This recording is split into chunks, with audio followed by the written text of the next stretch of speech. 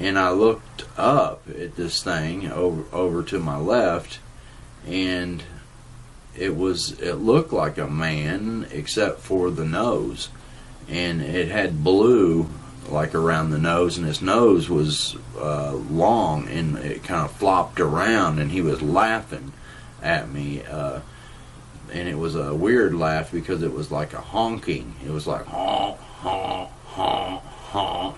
He was just laughing. He was not worried about me. He was not concerned one bit. He looked like he came off as he was in total control of the situation. I don't know how he got in my room. He was just there. He had my arm behind my back, and he had a little instrument in his hand that looked to me kind of like a grill lighter, that kind of shaped like that. And he stuck it to the side of my head, on my temple, right here. And when he had done that,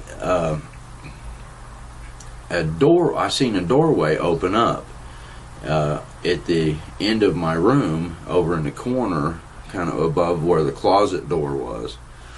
And anyway, this door opens up, and it was like light was coming through the doorway. So when this figure walks into the doorway, it looked like the shape of a man, but it was like solid black shadow, but solid. And when he stood in this doorway, he began to shift into like a sinister shape. He was standing there like a regular man at first, and then he shifted into like a crazy looking, weird, evil looking shape.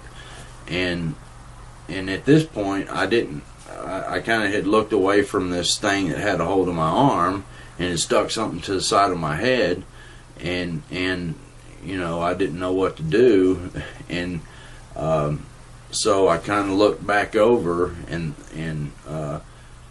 he was laughing. He laughed again, and then all of a sudden I looked back at the thing that was in that doorway, and that doorway was probably maybe 100 feet away, but my room was only 12 feet at the most. So somehow or another, time and space seemed to be altered, and they kind of shifted my room or something, to where, how can you open a door that is 100 feet from you, and your room's only 12 feet wide? And at that point, I was scared. That hath understanding, count the number of the beast, for it is the number of man. That number is 666, okay? Or, yeah, 666.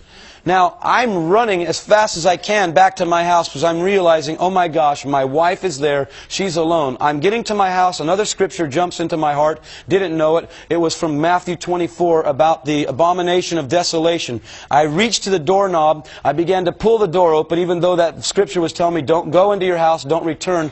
I opened it up to see the most demonic presence I've ever seen. This presence that I encountered at my front door as I opened the door, I can't tell you that it was the devil himself. He was very dark. There was a shroud of black around him. It wasn't like say an African American skin or anything like that. It wasn't skin that was dark. It was a shroud of darkness that was over this being. This being was very sinister looking, and just his presence gripped my heart with great fear. At this point, I began to scream as loud as I could, and I woke up from the dream. As I woke up, I was laying in a pool of perspiration. I literally had a silhouette of my body in the bed, and I shook my wife, and I said, something terrible is happening to me, and I think God is trying to tell me something. And so I told her a few things about what had happened, and she said, no, you're just having a nightmare.